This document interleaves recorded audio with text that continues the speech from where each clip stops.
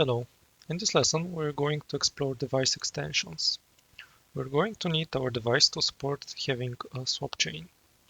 The swap chain is responsible for sending the frames to the surface for rendering. We start by creating a new member array of strings.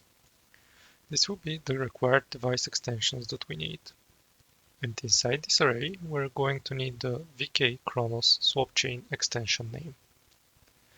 We need to check for this extension in our device suitable method. So I go into it, and here next to the families is valid. We're also going to call are all device extension supported. This is going to be a new method which I will now add above this one. It takes the physical device and returns a boolean.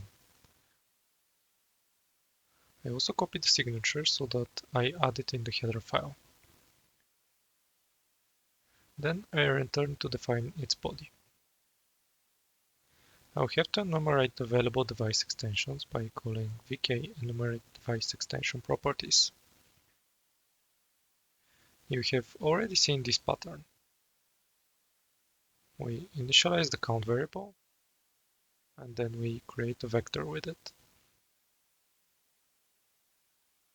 We then duplicate the line and set the vector data to be initialized. And now when I think about it, I will create a new method for this code called getDeviceAvailable extensions. It will return the vector at the end of it. Of course, I need to add this method to the graphics header as well.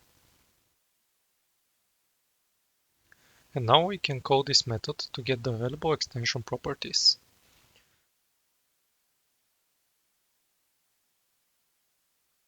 Now I will again do a pattern that you've seen before. I will call the OAuth function, and we will need an isDeviceExtension within list method. This method will check if a given name is within the list of properties. So it returns anyOf with a lambda that checks if the extension name of the properties matches the given name.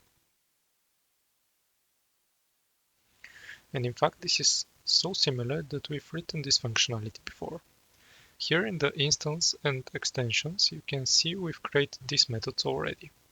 And I told you we will use them later. So I will now get back to our are all device extensions supported. And I will paste this bind front to the isExtension supported, and just replace the variable that we passed in. This will make sure that the device that we pick has all the extensions we need. In our case, that is the swap chain extension. When creating the logical device as well, we need to request these extensions to be used. So here we set the enabled extension count to the size of the required device extensions. And we also set the pointer to the data. We can build and run to see if any errors pop up. All seems fine for the moment.